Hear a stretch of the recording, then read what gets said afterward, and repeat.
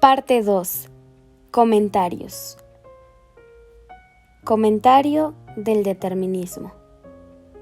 Lo que somos depende de lo que hemos recorrido.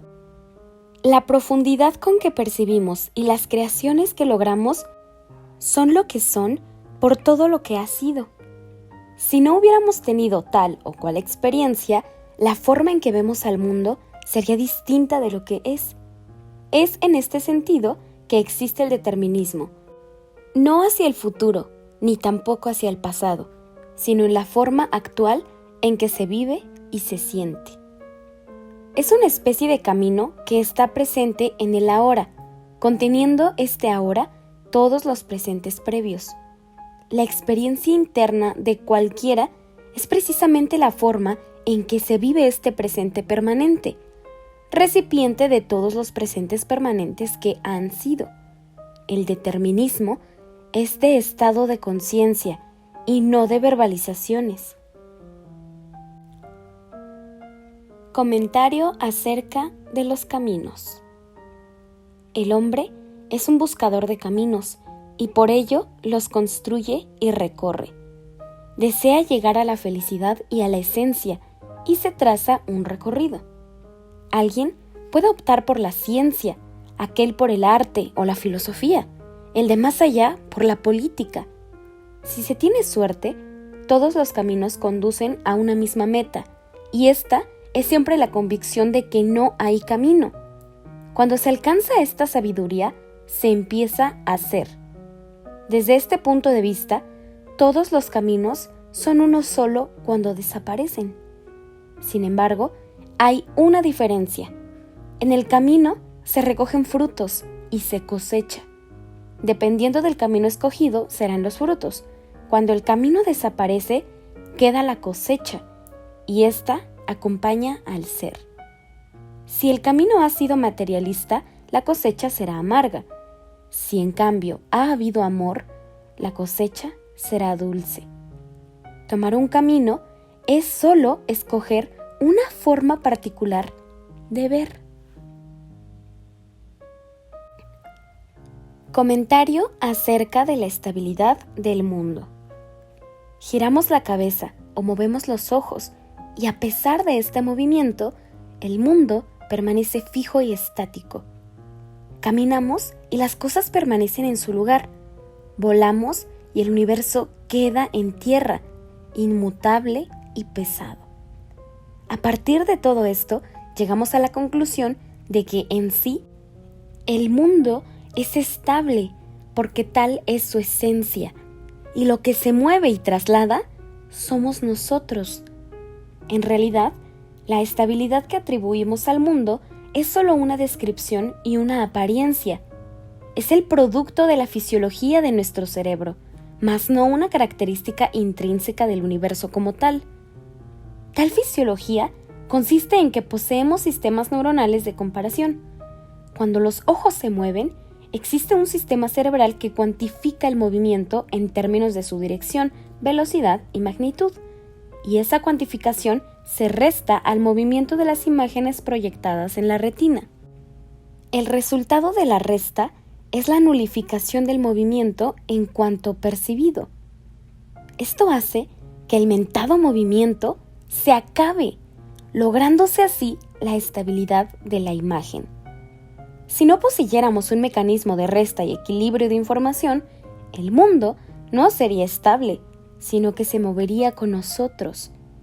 Si esto ocurriera, entonces atribuiríamos al mundo la característica intrínseca de inestabilidad y consideraríamos incuestionable la realidad de tal atribución.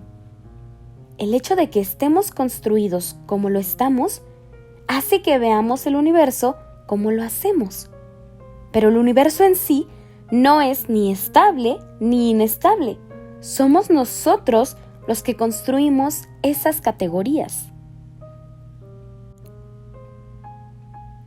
Comentario acerca del morir para vivir. Es necesario matar el pasado para poder vivir el presente. El ahora es siempre nuestra vivencia. Condición del aprendizaje es liberarlo de toda carga, de toda consideración que lo limite y determine, es decir, del tiempo. El mundo es suficientemente amplio, estimulante y variado para poder vivir en él, siempre en el ahora permanente, nuevo y cambiante. Quien quiera vivir deberá estar preparado para un constante e interactivo morir, porque construir sobre lo ya construido solo es posible cuando previamente se ha destruido. Comentario acerca de las constancias. Nuestros procesos verbales implican en mayor o menor grado la consideración abierta o encubierta de la existencia de constantes. Vemos un objeto y lo incluimos como perteneciente a un espacio constante, fijo e inamovible. Transmitimos una señal y ésta la conceptualizamos como viajante en el mismo espacio.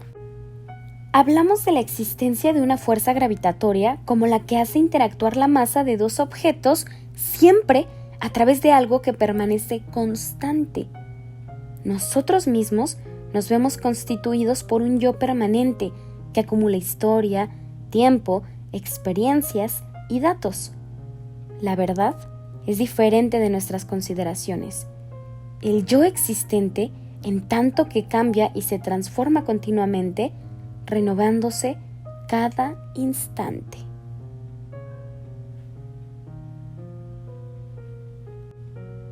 Comentario acerca de la creación de los opuestos. Todo engendra su opuesto. Los contrarios se vuelven idénticos al crearse en forma mutua y simultánea. Si alguien habla de música, está implicado la existencia de ruido. Si se discute acerca del ruido, se niega en la música, y es esa negación la que la crea. Si se menciona la belleza, se parte de la existencia de la fealdad, y en ese partir está la creación de esta. Cuando un hombre de ciencia considera positiva la divulgación popular de un descubrimiento, está al mismo tiempo considerando la existencia de un sistema de comunicación elitesco solo asequible a conocedores. Cuando se habla de salud, se crea implícitamente la noción de enfermedad, etc.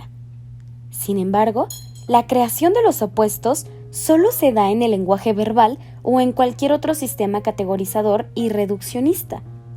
En la interpretación y conceptualización cognoscitiva del universo es donde los opuestos se crean, nunca en el universo en sí mismo. Por universo, compréndase bien, no se entiende aquello que la física considera como tal, sino más bien el universo vivencial. En estos términos, no es en la vivencia auténtica donde se crea el opuesto, sino más bien en el pensamiento acerca de la vivencia. Esta es única e incomparable, existe en sí misma. Comentario acerca del conflicto. Dos alternativas de acción mutuamente excluyentes son la base de la mayoría de los llamados conflictos. Cuando un hombre se enfrenta a la decisión de escoger entre dos opciones que tienen el mismo valor, pero que son contrarias entre sí, le ocurren una serie de fenómenos que se asocian con un estado al cual se ha denominado de conflicto. Ninguna de las dos opciones puede escogerse, puesto que son iguales. Al mismo tiempo, no es posible colocarse pasivamente en un punto intermedio de equilibrio. La descripción anterior resulta elegante y lógica, pero falsa. Los conflictos no existen, sino como nivel descriptivo superficial. En realidad, la situación de enfrentamiento a dos opciones idénticas en valor, pero mutuamente excluyentes, tiene en sí mismo un error de consideración. Ni existen opciones, ni existen contradicciones reales. Siempre hay, en las supuestas opciones, un dato falso, una consideración irreal o una falacia. Cuando alguien dice haber resuelto un conflicto, lo que quiere decir es que se dio cuenta que éste no existía en realidad, sino solo como fantasía estructurada. Esto demuestra, sin lugar a dudas, que el conflicto como verdadera encrucijada entre dos alternativas es más bien un error conceptual y como tal debiera ser visto y analizado.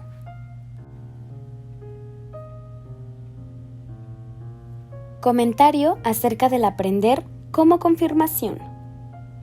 El carácter del auténtico aprendizaje es confirmar algo que ya estaba dentro de uno mismo. La sensación asociada al acto de aprender es más de redescubrimiento que de novedad. A partir de cierta edad, tenemos suficientes experiencias y vivencias para que el aprender de ellas sea un simple arreglo de sus interacciones, una reordenación de su jerarquía y de sus múltiples influencias, y no una acumulación de informaciones nuevas.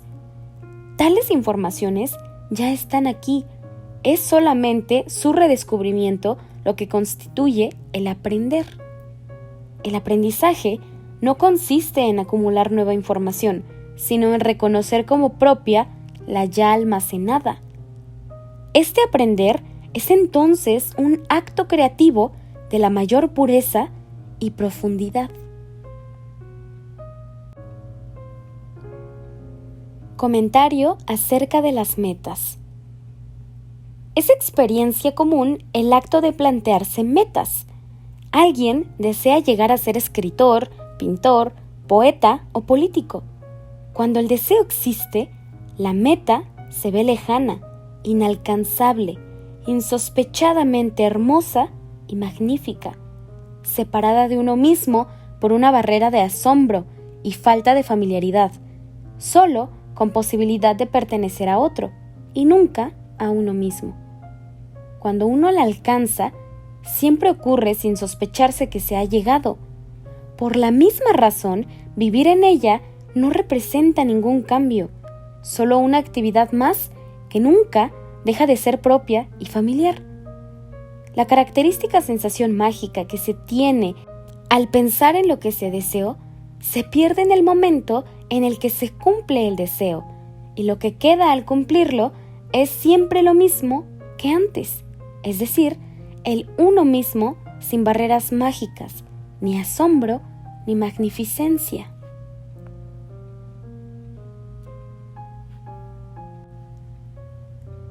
Comentario acerca del relativismo. Aseguramos que el mundo es y está constituido por entidades constantes.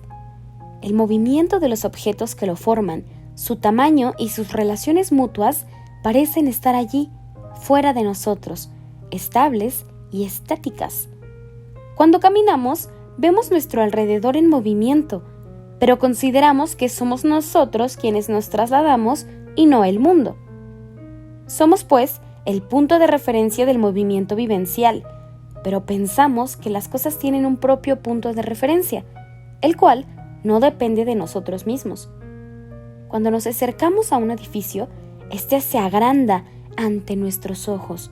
Consideramos que este aumento de tamaño no es real, que se debe a nuestros pasos. Somos, pues, el punto de referencia del agrandamiento, al considerar que este no ocurre en el edificio, sino en nosotros mismos. Pero al mismo tiempo, opinamos que el tamaño de un edificio tiene como punto de referencia el mismo, que éste está dado de antemano y su definición la da la magnitud de su propia y estable construcción. Entre el punto de referencia nuestro y el supuesto intrínseco de las cosas, siempre hay un vencedor, y este siempre es el mundo. La misma situación está relacionada con la localización de los objetos. Vemos un objeto delante de otro y consideramos que esta relación está intrínsecamente determinada.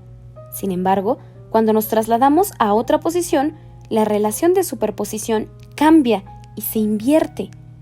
La localización varía constantemente para nosotros. Sin embargo, esto no es tan real como la establecida y determinada por el punto de referencia de los objetos. Como si las cosas tuvieran la capacidad de poseer puntos de referencia. Construimos un mecanismo que tiene un movimiento constante, una aguja que gira alrededor de un eje y cambia de posición y vuelve al lugar inicial cada vez que en un mecanismo semejante otra aguja hace lo mismo. Por el acuerdo entre los dos mecanismos, suponemos que el giro dura siempre lo mismo, y es precisamente esta concordancia lo que nos hace pensar que hay algo con existencia propia y con un punto de referencia independiente, a lo cual denominamos tiempo. A pesar de esto, experimentamos que un giro completo de la aguja puede estar asociado con un infinito de vivencias, pensamientos e ideaciones, y el siguiente puede transcurrir en completa ausencia de las mismas. Nuestro tiempo es tan variable como el azar, y sin embargo, aseguramos que es constante e independiente de nosotros mismos, simplemente porque dos mecanismos de relojería se mueven al parejo. De nuevo, las cosas ganan la partida. Es más importante el movimiento de una aguja que nuestras vivencias. La estabilidad y constancia que atribuimos al mundo no existen en él. Somos nosotros los que las creamos, al desconfiar e invalidar nuestras vivencias internas y darle más importancia a las cosas que a nosotros mismos. Si confiáramos, sabríamos que todo es relativo y que lo único que no lo es que lo es.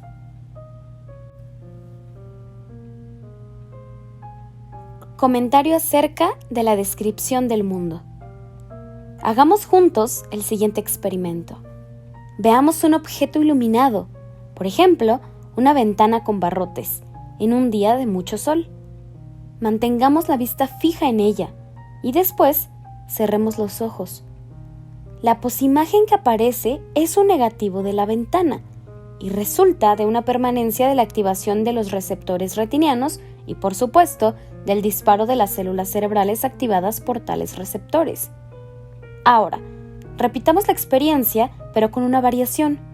Después de ver la ventana, cerremos los ojos y movámoslos de izquierda a derecha. Lo que sucede es que la posimagen se mueve también. ¿Cómo explicar este movimiento de la imagen si sabemos que los receptores retinianos se activaron en una porción estable de la retina y esta porción no cambió con los movimientos oculares? La contestación la da esta observación familiar. Volvamos a ver la ventana y sin cerrar los ojos, movámoslos de izquierda a derecha. La ventana permanecerá en una posición estable y no se moverá con los movimientos oculares, a pesar de que aquí la proyección retiniana de la ventana sí varió de posición. Si pensamos que el movimiento de la imagen luminosa de la retina fue en la dirección contraria, de derecha a izquierda, que los movimientos del ojo de izquierda a derecha, la contestación a la pregunta es clara. Un movimiento fue restado del otro y por tanto se nulificaron. Esto hizo que con los ojos abiertos la ventana permaneciera en un lugar y no se moviera. En cambio, durante la posimagen, la resta se realizó con respecto a una constante, la imagen estable de la retina, y por tanto no se nulificó, dando por resultado el movimiento de la ventana. Las operaciones de resta las realizó el cerebro, y el resultado fue la aparente estabilidad del mundo, a pesar de nuestros movimientos. Si no poseyéramos este mecanismo cerebral, el mundo se movería con nosotros, y esto haría que lo consideráramos incuestionablemente inestable. Puesto que las características de estabilidad o inestabilidad dependen de las funciones de nuestro cerebro, porque éste es quien las construye, el mundo es una descripción que depende precisamente de ese funcionamiento cerebral.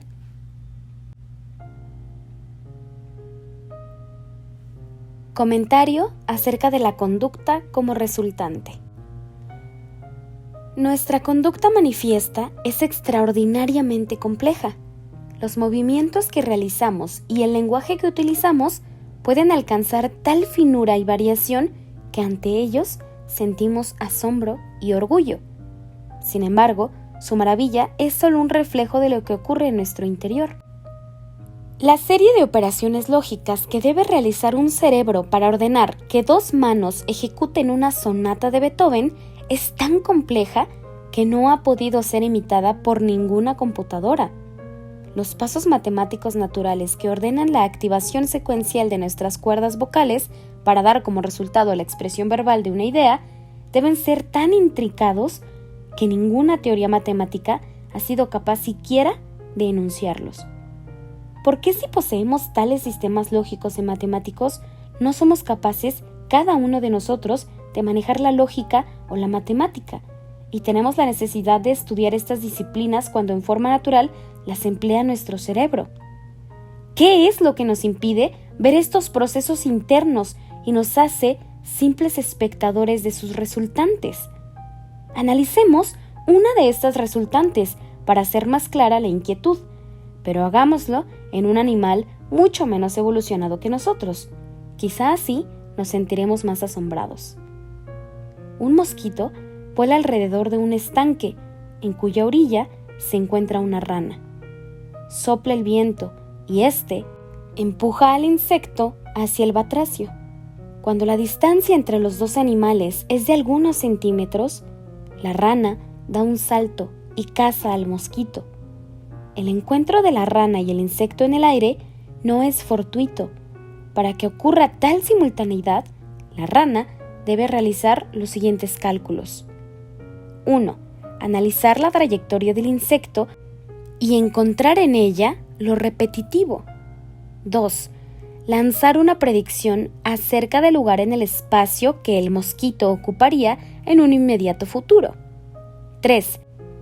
Ajustar esta predicción al tiempo probable de duración de su propio salto. 4. Determinar la velocidad y trayectoria del mismo, ajustándose a las desviaciones posibles provocadas por el viento. 5. Activar los músculos saltatorios con las órdenes necesarias para darles la suficiente potencia en el tiempo óptimo, etc. Es probable que estos cálculos sean mucho más complicados que los que actualmente se realizan para mandar un cohete a la luna, y eso en un animal mucho menos evolucionado que el hombre.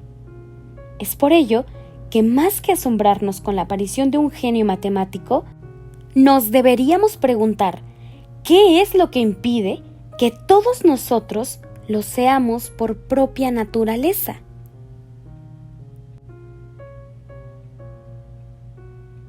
Comentario de la proyección del mundo. Todo lo que imaginamos, sentimos, percibimos y pensamos ocurre en nuestro interior. Desde este punto de vista, no existe diferencia entre los 4 procesos. Sin embargo, lo percibido se aparta de lo sentido, pensado e imaginado en un punto fundamental. El mundo que vemos, olemos y oímos parece encontrarse fuera de nosotros, a pesar de que su vivencia solo ocurre como resultado de la activación de nuestro cerebro. En otras palabras, proyectamos al mundo perceptual fuera de nosotros y no lo experimentamos como ocurriendo dentro. En cambio, lo que imaginamos, lo que pensamos y las emociones que sentimos no sufren el proceso de proyección al exterior. Ocurre dentro y así son vivenciadas. Depende la diferencia que existe entre la vivencia proyectada al exterior y la que no lo es, del aprendizaje y del desarrollo. ¿Es solo un acuerdo o una descripción? ¿O quizá es genéticamente inevitable? Es un misterio, pero no mayor que el de la existencia de las propias vivencias. Comentario acerca de la expresión. La intuición es el nivel más profundo de creatividad. Es vislumbrar lo conocido en lo desconocido, hallar la relación y la esencia sin buscarla. Es el ser sin estructuras. La intuición, como la vivencia y la emoción, no puede ser transmitida. Cuando se pretende reducirla a comunicación verbal y se expresa, no es lo que es. Lo que es no puede ser expresado. Lo que sí puede serlo. Es solo su apariencia. Puedo mencionar la palabra azul cuando veo el cielo, pero esta no es la vivencia, es solo su categorización, y esta siempre es reduccionista. Puedo llamarle luz a la experiencia de ver el sol, pero la palabra no es la luz. Puedo verbalizar el resultado de mi intuición, pero esta nunca estará contenida en aquella. La intuición difiere de la experiencia perceptual en términos de su complejidad, pero nunca en cuanto a su posibilidad de ser expresada. El pretender que lo sea es un engaño, la absurda imposibilidad de ver lo obvio. Se lee en Tao Tse. El Tao, que puede ser expresado, no es el verdadero Tao. El nombre que se puede dar no es un verdadero nombre. Sin nombre es el principio del universo.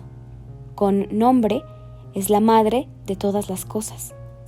Desde el no ser comprendemos su esencia y desde el ser solo vemos su apariencia. Ambas cosas, ser y no ser, tienen el mismo origen, aunque distinto nombre. Su identidad es el misterio, y en ese misterio se halla la puerta de toda maravilla. Vete a ti mismo, viendo, óyete a ti mismo, oyendo, siéntete, sintiendo, y piénsate, pensando. Ahora expresa lo anterior. ¿Te das cuenta? Lo expresado no se acerca siquiera a lo vivenciado. Existe entre lo que es y su expresión un abismo que no puede ser colmado con nada conocido. No vale la pena hacerlo. Si no puedes comprenderlo, es quizá porque no quieres intuirlo. Déjate libre y en ese instante entenderás, y nada a partir de ese momento será igual para ti. Lo que antes considerabas diferencia dejará de serlo. Lo que pretendías demostrar como importante se acabará. Todo será nuevo, empezando por ti.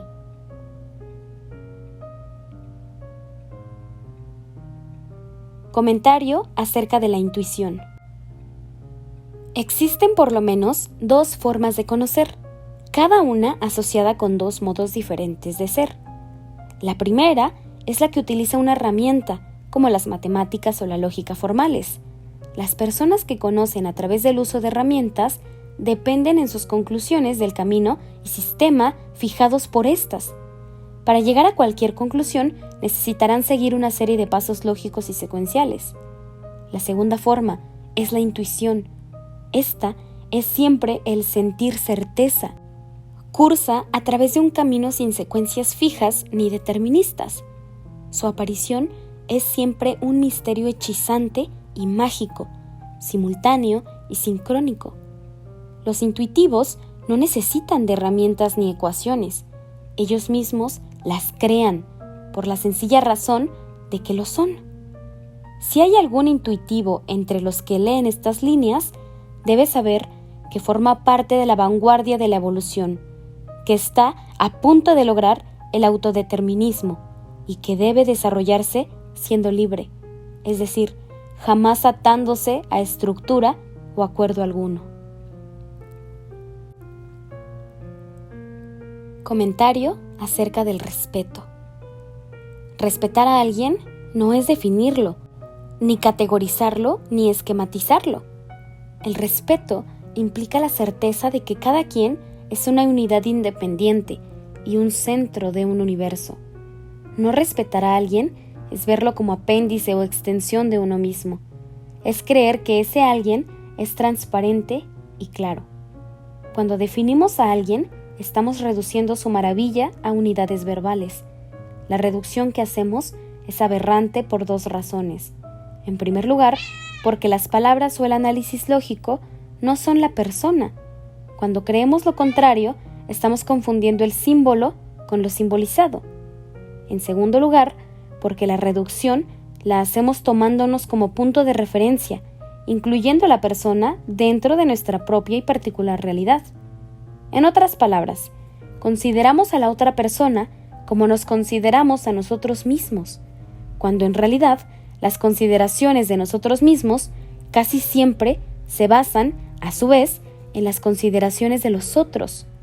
Esto último es absolutamente cierto cuando pensamos ser capaces de definir al otro, puesto que este pensamiento siempre supone que el otro es igual a uno, y esto a su vez implica un absoluto desconocimiento de nosotros mismos.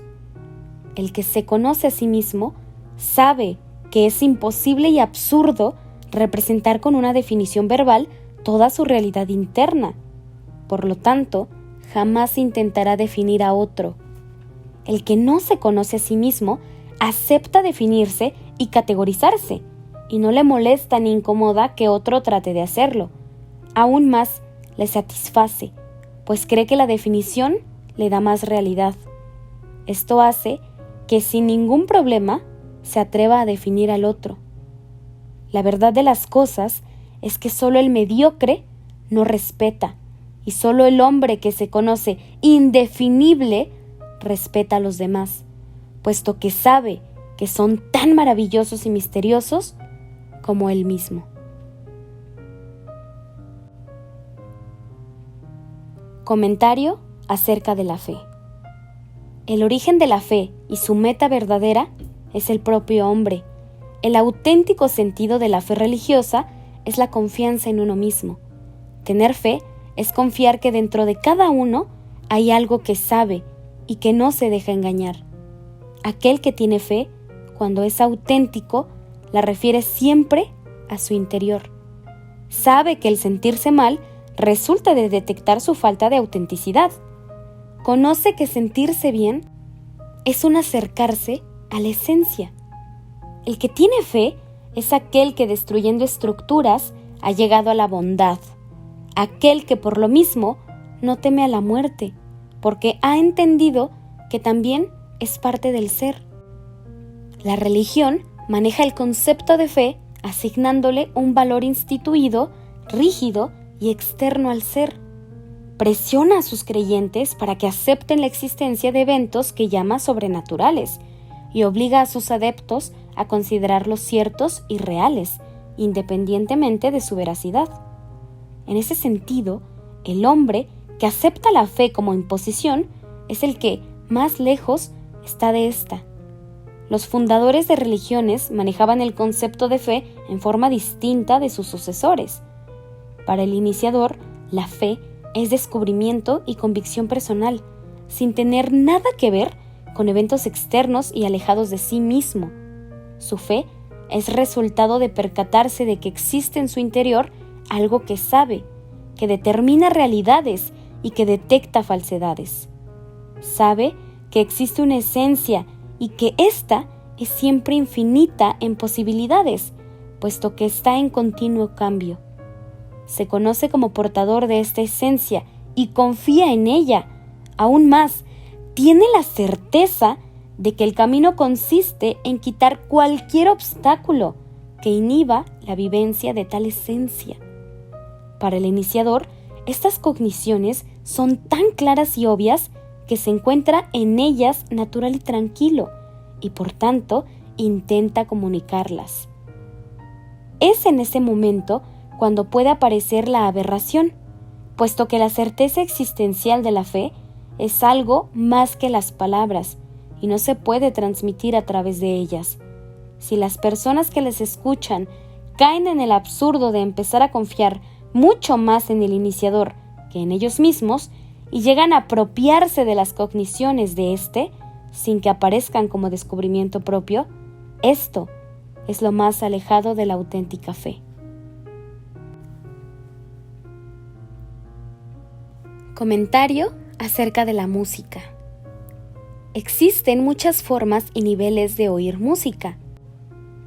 Los hay en donde simplemente algo se mueve en consonancia con el ritmo, otros en donde cada instrumento es separado del conjunto y es escuchado con el resto, otros más en los cuales la música es únicamente pretexto. En cambio, existe una sola forma de escuchar música, y es cuando ésta se vuelve parte de uno, cuando se entiende una conversación entre dos instrumentos y cuando en esa plática hay misterio y continuo aprendizaje, o cuando a través de la forma de tocar se adivina la existencia de un universo nuevo y distinto del nuestro. Cuando la música se descubre como parte de uno mismo, entonces ya no se le oye. Simplemente se convierte en una relación rica e infinita en posibilidades, en la que siempre se descubre lo imposible de verbalizar. Comentario acerca del mundo.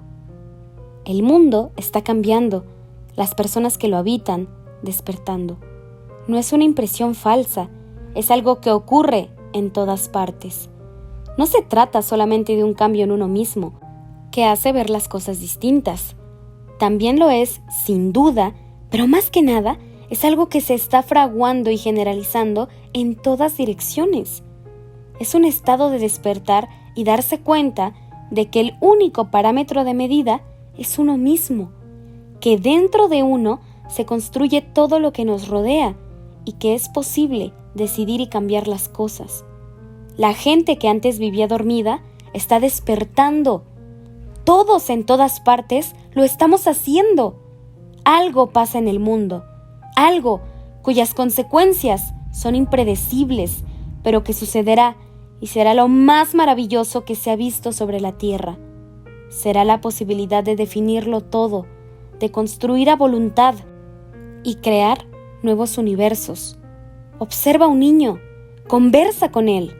Te darás cuenta de que hay algo mágico en su mirada, que algunas cosas que dice son incomprensibles y otras, las que es posible entender, tan profundas y maravillosas son, que antes solo era posible encontrarlas en un anciano. Comentario de la evolución de la música. La música ha recorrido un camino semejante al del despertar de un hombre. Cuando alguien despierta logrando quebrar las estructuras que lo sostenían, se vuelve más libre. Deja de satisfacer lo que antes era placer y gusto, y cada vez más se tiene la sensación de escuchar y observar a otros universos en proceso de creación. De la misma forma, la música ha cambiado de manifestación de emociones clasistas y autocomplacientes a vivencias de universos en proceso de cambio. Por ello, no debe extrañar que los jóvenes se interesen más por aquella música que está más de acuerdo con su propio despertar, es decir, con esta observación de universos y esta continua creación del conocimiento acerca de la esencia. Comentario acerca del ego. La sensación del yo persistente es simplemente una superestructura de acuerdos e inseguridades. Sentir que existe algo que permanece en uno mismo no es más que aceptar una estática aberrante. El ego subsiste solo como entre observador de sí mismo, en términos de anexos sociales y obligaciones culturales. Cuando éstas y aquellos se logran destruir, solo queda lo que cambia de continuo y que no permanece. Es decir, al destruir la superestructura de acuerdos, se destruye la sensación del yo en cuanto a permanencia. En ese sentido, se establece contacto con el universo y éste penetra en uno sin bloqueos ni juicios. Cuando tal sucede, ocurre una transformación que tiene como tendencia y meta el abandono del ser y la consecución del no ser.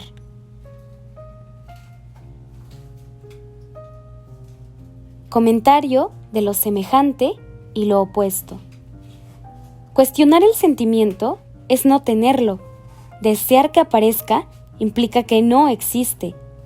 La peor forma de aprender algo es por su contrario, puesto que esto solo lleva el análisis teórico, intelectualizado o académico. En cambio, el verdadero conocimiento solo se obtiene cuando se da en uno lo mismo que se dará. Es por ello que lo único que puede enseñar es lo que es igual, y lo que imposibilita el aprendizaje de esta enseñanza es pensar y actuar como si el opuesto fuera el que enseñará. Esto es cuando se refiere al análisis verbal, es decir, aquel que funciona creando opuestos a la experiencia vivencial, aquella que enseña por igualdades. se deja de avanzar y se cae en el estado de sueño. Cuando en cambio se aprende de lo semejante, ocurre un paso adelante en la evolución, y este es el verdadero aprendizaje. Muchas gracias por quedarte a escuchar esta tercera parte de este fascinante libro.